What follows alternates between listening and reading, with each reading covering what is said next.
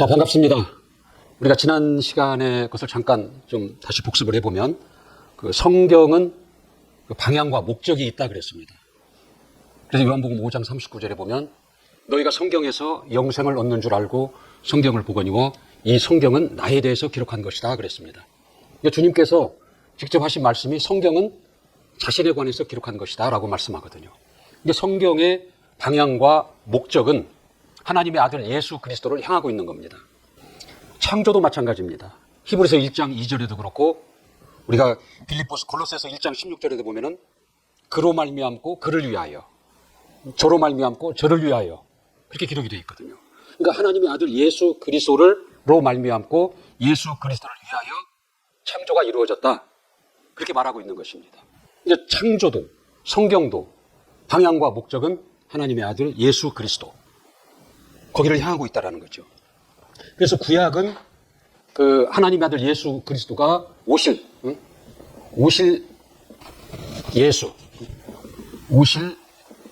예수가 이게 구약입니다. 그다음에 신약은 오신 예수. 근데 구약은 오실 예수에 대한 그 길을 안내하고 있는 거예요. 예수 그리스도가 오시는 길을 안내하고 있는 겁니다.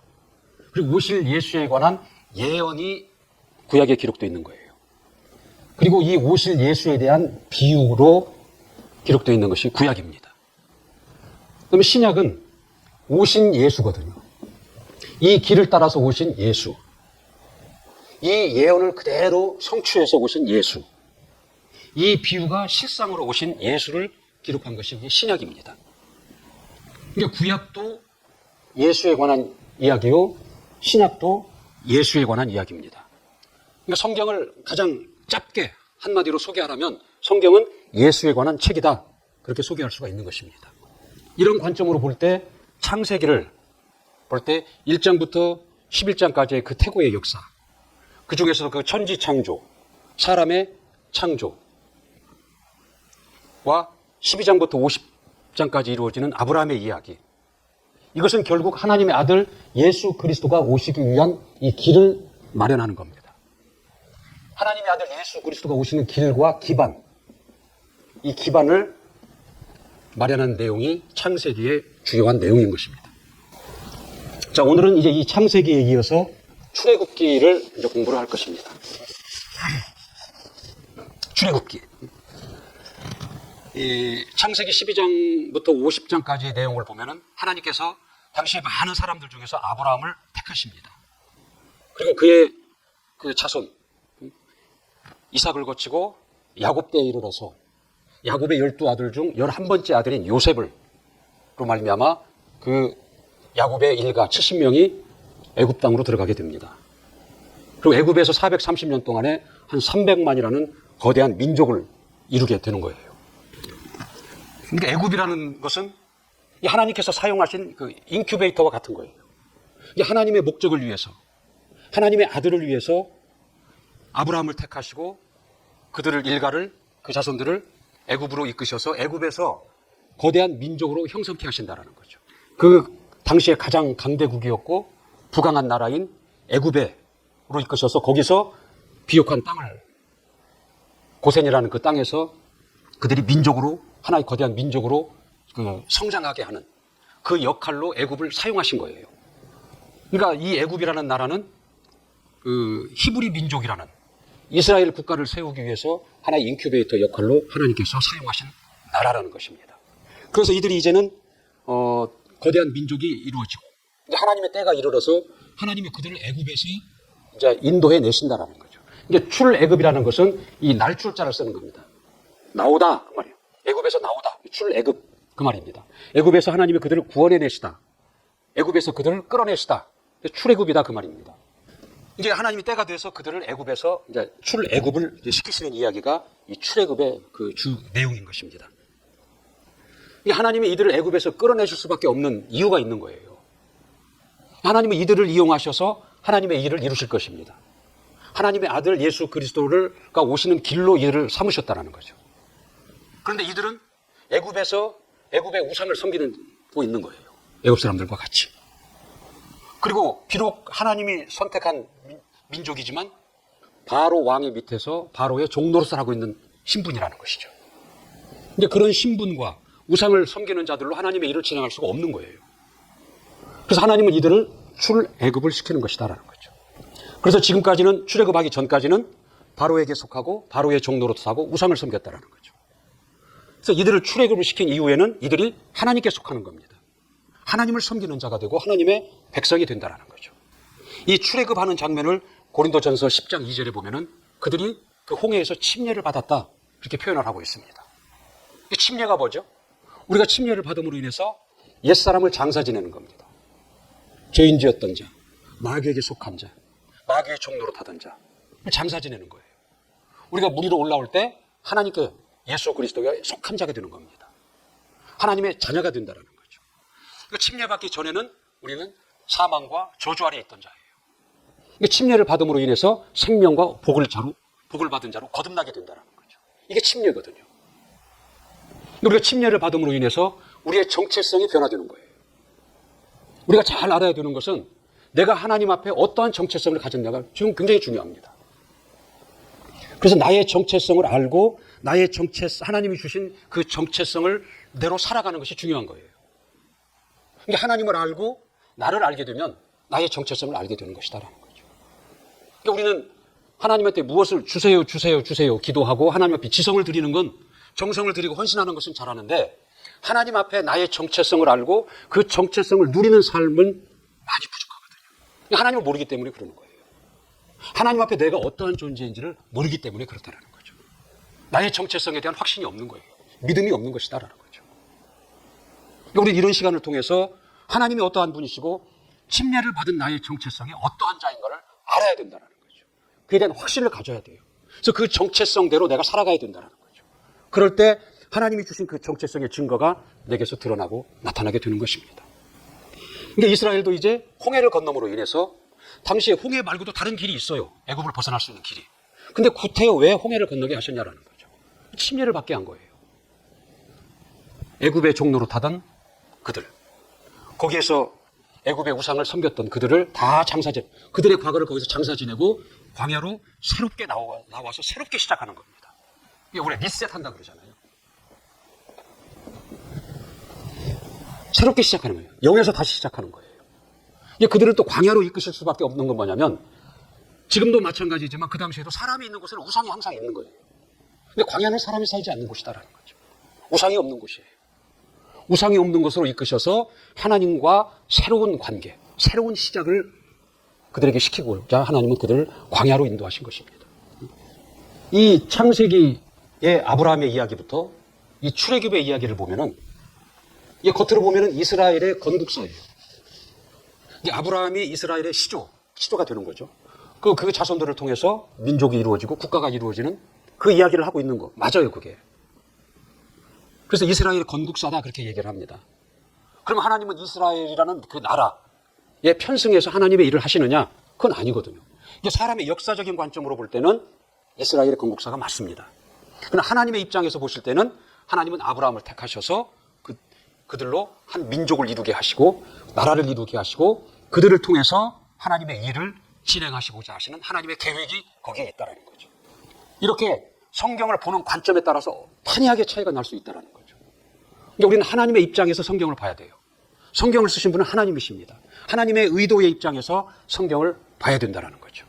그렇게 볼 때 창세기 아브라함의 이야기는 아브라함이 주인공이 아니라 예수 그리스도가 주인공이라는 걸 우리는 볼 수가 있다는 거죠. 그리고 이 이스라엘의 건국사가 주 내용이 아니라 그들을 통해서 하나님의 일을 진행하시고자 하나님이 이스라엘이라는 기반을 마련하신 것이다. 이렇게 볼 수 있는 겁니다. 그러니까 이스라엘은 하나님의 직분을 맡은 자예요. 예수 그리스도가 이스라엘을 통해서 나오시는 그 길을 위한 직분을 맡은 거다라는 거죠. 하나님의 뜻을 이루기 위한 직분을 맡은 민족, 히브리 민족이고 그 국가가 이스라엘이라는 국가라는 것이죠. 이제 하나님이 이렇게 이들을 이제 애굽에서 출애굽을 시키시는데 그 과정을 보면은 먼저 하나님은 그들에게 하나님의 이름을 알게 하십니다. 하나님의 이름을. 먼저 그들에게 하나님의 이름을 알게 하신다는 거죠.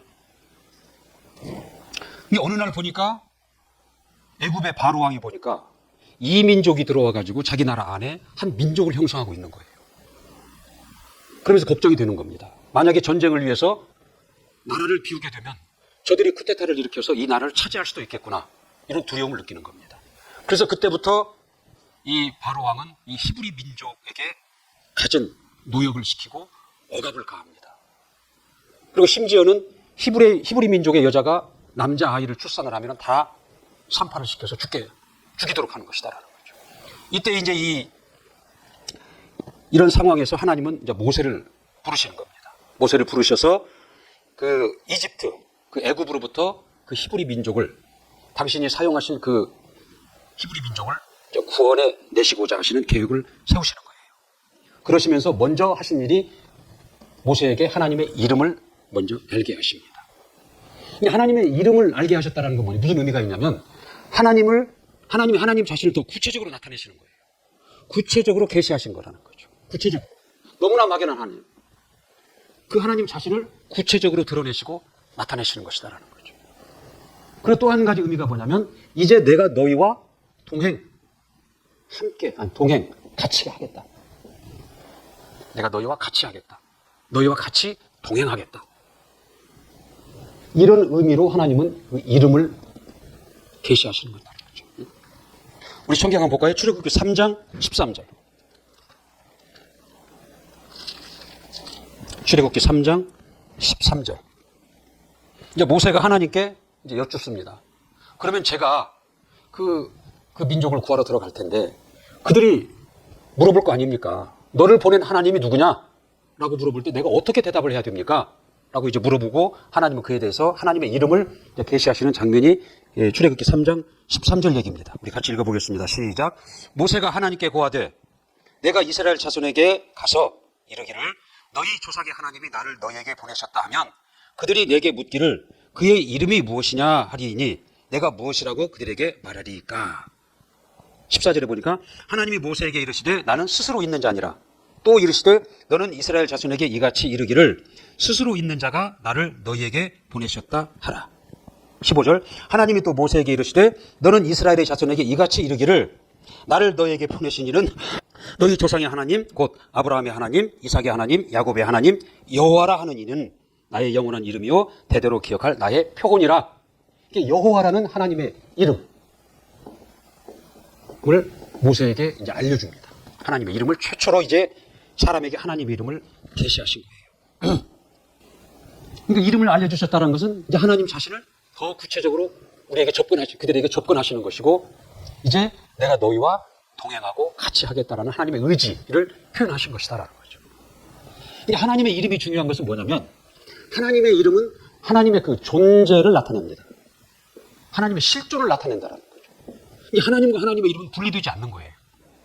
그리고 하나님은 하나님 영광, 하나님이 하나님 되심을 이름으로 표현하신다라는 거죠. 하나님이 하나님 되심. 그분이 빛이 되시고 생명이 되시고 진리가 되시고 전지전능하시고 무한광대하시고 영이시고 하늘을 본체로 삼으시고 하나님이 하나님 되심. 그걸 영광이라고 표현합니다. 그 하나님의 영광을 이름으로 나타내신다라는 거죠. 그리고 하나님의 그 권위, 하나님의 그 뜻을 이름으로 나타내시는 거예요. 그래서 하나님의 이름이 중요한 겁니다. 그래서 하나님의 이름을 모신 자는 하나님의 존재를 내 안에 모신 것이고 하나님의 그 영광을 내 안에 모신 것이고 하나님의 권위와 하나님의 그 뜻을 내 안에 가진 자가 된 것이다라는 거죠. 그게 하나님의 이름이다라는 거죠. 그러니까 이스라엘이 이제 앞으로 배우겠지만 가나안 땅을 점령하기 위해서 요단강을 건너갑니다. 당시에 가장 물이 많은 때예요. 근데 그 요단강을 어떻게 건너느냐? 법궤를 메고 요단강을 들어갑니다. 법궤라는 것은 거기 하나님의 이름을 모신 궤, 상자예요. 그래서 법궤를 메고 요단강에 발을 디디니까 요단강이 갈라졌다는 거죠. 육지를 건너듯이 요단강을 건너온 겁니다.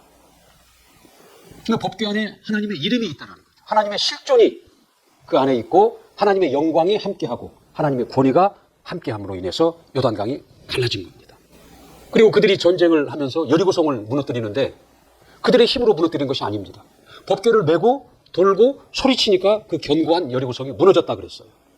근데 법궤를 메고 돌았다는 것은 하나님의 이름을 모시고 돌았다는 거거든요. 곧 하나님의 존재가 그들과 동행했다라는 거고 하나님의 영광이 그들과 같이 했고 하나님의 권위가 그들과 함께 했다라는 것입니다. 그래서 그 능력으로 여리고성이 무너진 겁니다. 이게 하나님의 이름이에요. 근데 고린도전서 3장 16절에 보면은 이제 오늘날은 너희가 성전이다 그랬어요. 하나님 우리를 향해서.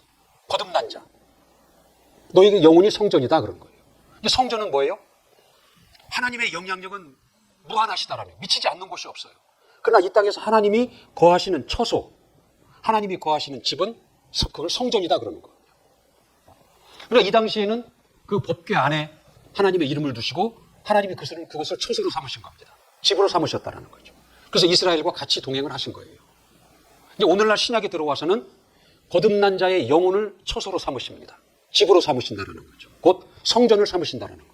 그래서 하나님의 이름이 우리 영혼에 임하심으로, 예수 이름이 우리 영혼에 임하심으로 하나님이 우리와 함께, 하나님의 존재가 실존이 우리와 함께 하시는 겁니다. 하나님의 영광이 우리 안에 있는 거예요. 하나님의 권위와 하나님의 뜻이 우리 안에 임했다는 거죠. 이제 그들은 여호와의 이름을 법궤에 메고 나가서 요단강을 가르고 여리고성을 무너뜨리고 전쟁에서 승리를 했어요. 오늘날 우리는 예수 이름을 모시고 영적인 싸움에서 승리를 하는 겁니다. 근데 육체의 싸움에서 승리를 했지만 그들은 우리 영적 싸움에서 승리를 하는 거예요. 그렇기 때문에 예수 이름을 힘입고 우리는 영적 존재인 귀신을 우리는 쫓아낼 수 있는 거고 마귀를 대적할 수 있고 영적 싸움에서 이기는 자들이 되는 것이다라는 거죠.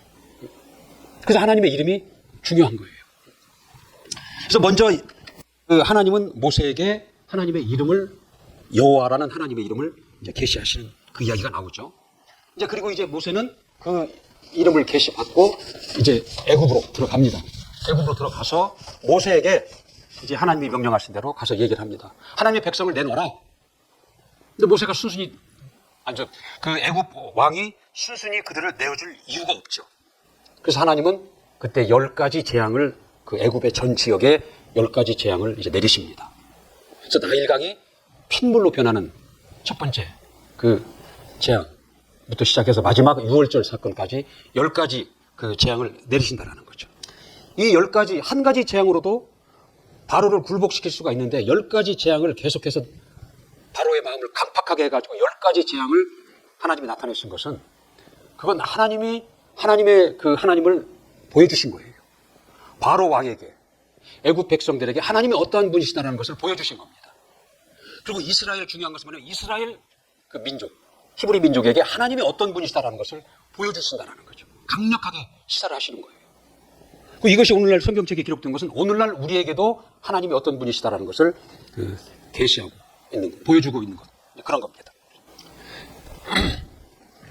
그래서 이제 이들이 그 10가지 그 재앙을 당하고 결국은 그 애굽 왕 바로는 이스라엘을 이제 보내주게 되는 거죠. 결국 항복을 한 것입니다.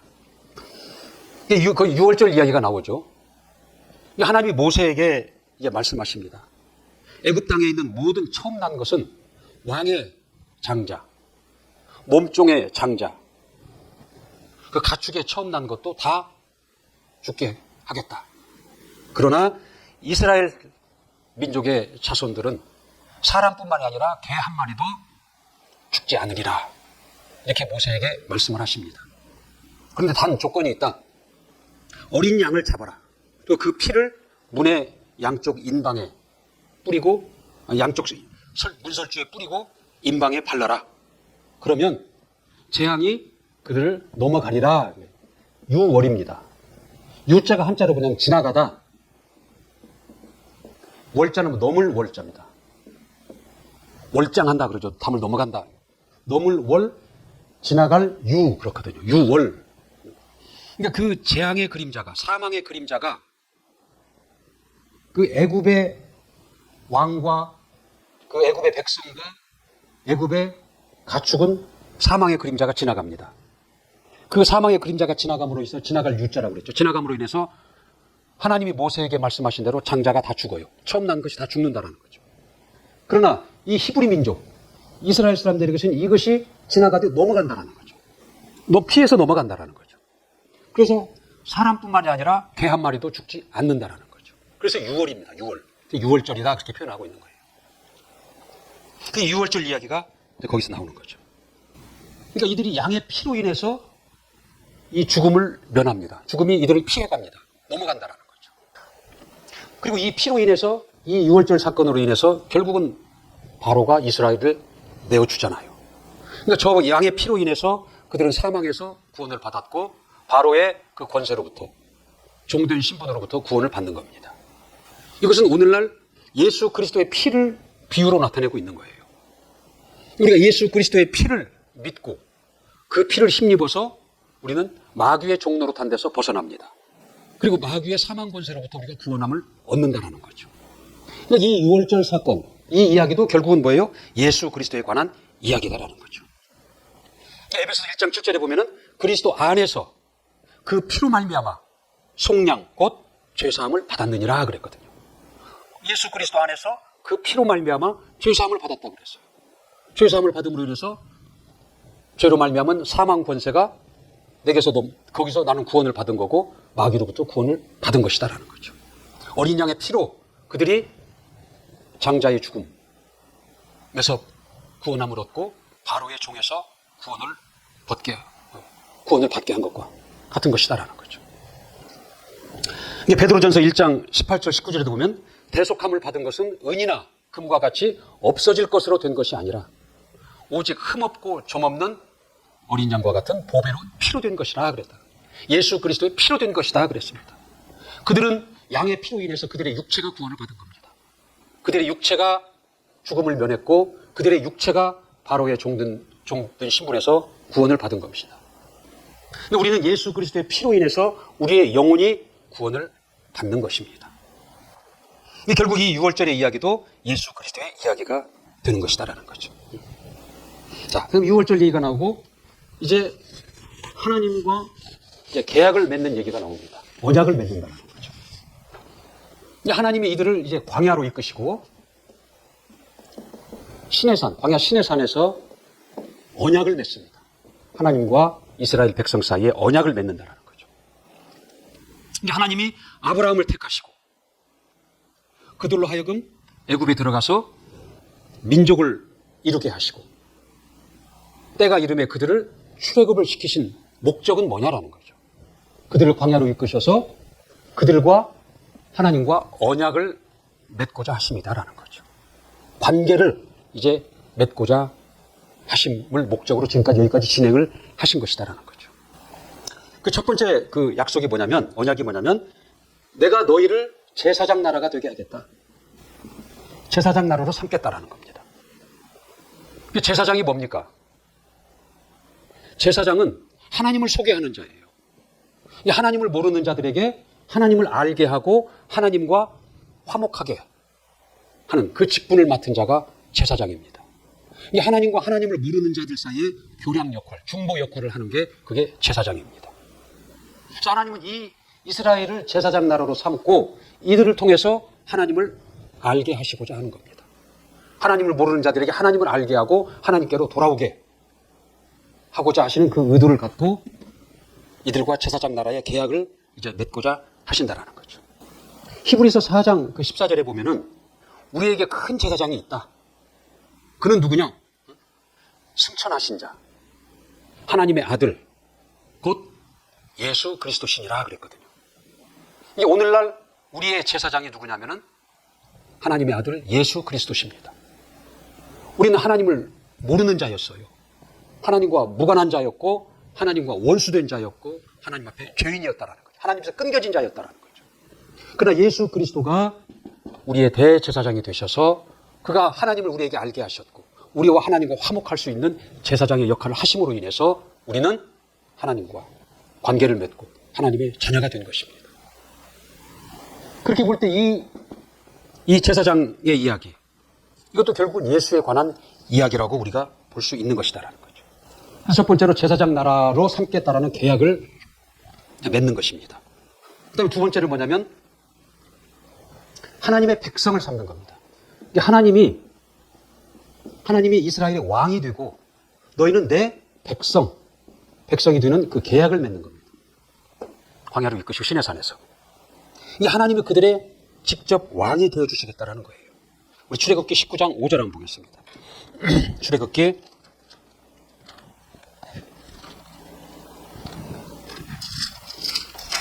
19장 5절 6절 시작. 세계가 다 내게 속하였나니 너희가 내 말을 잘 듣고 내 언약을 지키면 너희는 열국 중에서 내 소유가 되겠고 너희가 내게 대하여 제사장 나라가 되며 거룩한 백성이 되리라. 너희는 이 말을 이스라엘 자손에게 고할지니라 그랬거든요. 세계가 다 하나님께 속하였다. 너희가 내 말을 잘 듣고 내 언약을 지키면 너희는 내 소유가 된다는 거예요. 하나님의 백성이 되겠다. 그리고 너희는 제사장 나라로 내가 너희를 사용하겠다. 이런 약속을 한다는 거죠. 조건이 뭐예요? 너희가 내 말을 잘 듣고 내 언약을 잘 지키면, 다른 말로 하면 율법을 잘 지키면 내가 너희를 나를 세상에 알리는 제사장 나라로 삼겠다. 그 내가 직접 너희의 왕이 되고 너희는 내 백성으로 너희를 삼겠다. 그렇게 약속을 하는 겁니다. 조건이 뭐냐면 율법을 잘 지키면, 이게 조건이거든요. 이 오늘날 신약에 와서는 이제 율법을 잘 지키는 것이 아니라 뭐예요? 믿으면 하나님의 말씀을 믿으면 이게 하나님의 복된 약속이 있다는 거죠. 그래서 그 약속을 이들은 지킴으로 인해서, 율법을 행함으로 인해서 제사장 나라도 되고 하나님의 백성이 됐다면, 이제 오늘날은 그 하나님의 복된 약속을 믿음으로 말미암아 복된 약속이 내게 이루어지는 겁니다. 요한복음 3장 16절에 하나님이 세상을 이처럼 사랑하사 독생자를 주셨으니 저를 믿는 자마다 멸망치 않고 영생을 얻게 하려 합니다라는 거죠. 믿는 자가 영생을 얻는다라는 거죠. 요한복음 1장 12절에도 뭐라고 그랬어요? 영접하는 자, 곧 그 이름을 믿는 자들에게 하나님의 자녀의 권세를 주신다라는 거거든요. 이들은 율법을 행함으로, 오늘날 우리 신약에서는 믿음으로 이루어진다는 거예요. 이들은 율법을 지키고 행함으로 하나님과의 관계가 맺어지고 하나님의 백성이 되고, 오늘날 우리는 하나님이 계시하신 그 약속을 믿음으로 영생을 얻고 하나님의 자녀가 되는 권세를 얻게 되는 것입니다. 그 다음에 이제 제사장 나라고 하나님과 왕과 백성의 관계를 맺는다라는 거예요. 그리고 이들을 하나님이 이끄신 이유가 뭐냐면 하나님을 섬기는 자로 부르셨다는 거죠. 하나님을 가장 원색적으로 표현하면 하나님을 섬김을 받으시는 하나님이십니다. 그래서 출애굽기 5장 1절에도 보면은 내 백성을 보내라. 그들이 광야에서 내 앞에 절기를 지킬 것이다. 출애굽기 8장 1절에도 내 백성을 보내라. 그들이 나를 섬길 것이다 그랬어요. 이 하나님은 섬김을 받으시는 하나님으로서 이들을 광야로 끌어내신 것은 하나님을 섬기는 자로 삼으신 것이다라는 거죠. 그리고 하나님을 섬기는 방법으로 명령과 규례와 이 법도를 하나님이 이들에게 이제 계시하십니다. 명령과 규례와 법도, 한마디로 율법이죠. 율법을 계시하신다는 거죠. 그래서 이걸 잘 지키면 결과적으로 하나님을 섬기는 거예요. 하나님의 말씀을, 율법을 잘 지키면 하나님을 섬기는 결과가 나타난다는 거죠. 우리가 우리 부모를 가장 부모에게 효도하고 섬기는 방법은 부모 앞에 거창한 이벤트가 아니라 부모의 말씀을 듣는 것입니다. 부모의 마음을 헤아리고 부모의 말씀을 드릴 때 부모는 가장 그것이 기쁘고 흡족합니다. 그것이 효도라는 거죠. 이게 하나님도 그러신 거예요. 하나님이 계시하신 명령과 규례와 법도, 곧 율법을 잘 지키고 그에 따라 사는 자들을 하나님은 기뻐하시고 그들을 통해서 하나님은 섬김을 받으신다는 거죠. 그러니까 이스라엘은 계속해서 이 훈련을 받았어요. 이게 그 하나님이 섬김을 받으시는 분은 하나님 한 분이심을 계속 훈련받았다는 거죠. 그래서 그들이 이 명령과 규례와 법도를 잘 지킬 때는 모든 것이 평안했어요. 모든 것이 형통했어요. 전쟁에서 승리했다라는 거죠. 근데 그렇지 않을 때는 어떻게 돼요? 전쟁에서 패하고 한 번에 수만 명이 죽는 저주가 이들에게 임한 것입니다. 이게 지켰을 때와 불순종했을 때 이걸 반복해서 이들이 이 일을 이렇게 하고 거기에 따른 결과가 반복해서 하나님으로 나타남으로 인해서 하나님은 섬김을 받으시는 하나님이시다 라는 것을 계속 이스라엘은 훈련을 받았다라는 거죠. 근데 하나님을 섬기기 위해서는 그 법도가 필요하다라는 거죠. 장소가 필요하다라는 거죠. 하나님이 이들을 광야로 이끄신 목적 중에 하나가 하나님을 섬기도록 하신 것인데, 섬기는 데에는 섬기는 그 예법이 필요하다는 거죠. 그리고 섬기는 장소가 필요하다는 거죠. 그래서 하나님이 계시하신 게 뭐예요? 이 하나님을 섬기는 방법으로서 율법과 예법이죠. 율법과 장소, 성막을 이들에게 계시하시는 겁니다. 제사법. 하나님을 섬기는 예법이 있어야 되고 섬기는 장소가 필요한데 그 예법으로서 율법을 계시하신, 제사법을 계시하셨다는 거예요. 그 장소로서 성막을 하나님이 이제 계시를 하시는 이야기가 나옵니다. 먼저 이 율법을 보면 율법의 주 내용이 뭐냐면 어떻게 하면 하나님을 잘 섬기냐, 하나님을 섬기냐, 어떻게 하면 하나님을 잘 섬길 것이냐. 그리고 또 하나가 뭐냐면 어떻게 하면 그 이웃과의 좋은 관계를 유지해 가면서 살 수 있을 것이냐. 이 주 내용이 율법의 내용이에요.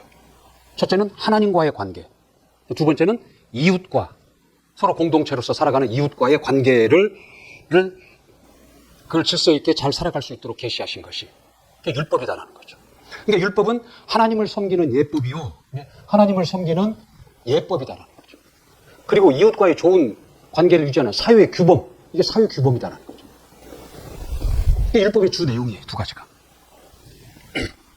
율법은 하나님을 모르는 이제 이스라엘에게 하나님을 섬기는 방법을 알려주신 것이 율법이고, 당시에 수백만이 훈련도 받지 않았고 법도 없고 훈련되지 않은 수백만이 갑자기 몰려나온 그들의 형편은 우리가 상상할 수 있을 거예요. 난민과도 같은 걸 거예요. 질서도 없고 모든 것이 뒤죽박죽일 거라는 거죠. 그래서 하나님 그들에게 율법을 계시해서 이웃과의 좋은 관계, 질서를 유지하기 위해서 사회 규범을 내리신 것이다라는 거죠. 그게 율법의 내용입니다. 그래서 이 율법의 가장 중심이 뭐예요? 그게 10계명이에요. 그래서 1계명과 4계명, 1에서부터 1, 2, 3, 4, 4계명까지는 하나님을 관한 계명이에요. 하나님을 어떻게 섬길 것인가. 그리고 5계명부터 10계명까지는 이웃과의 관계에 대한 계명이다라는 거죠. 사회 규범이다라는 거죠. 그게 율법입니다. 그 다음에 이제 성막을 짓는 얘기가 나오죠. 율법을 계시하시고 이제 성막을 이제 계시하십니다. 아까 말씀을 드렸지만 하나님의 영향력은 미치지 않는 곳이 없는 거예요. 그러나 이 땅에 하나님이 처소를 삼고 계시는 곳은 성막입니다. 다른 말로 성전입니다. 그곳에 하나님이 함께 계신다라는 거죠. 그러니까 세상 종교도 나름대로 그 섬기는 예법이 있어요. 섬기는 예법이 있고 섬기는 장소가 있습니다. 그래서 그들은 법당, 신당 이런 걸 만들잖아요. 그 안에 기구들을 들여놓고 나름대로 예법이 있다는 거죠.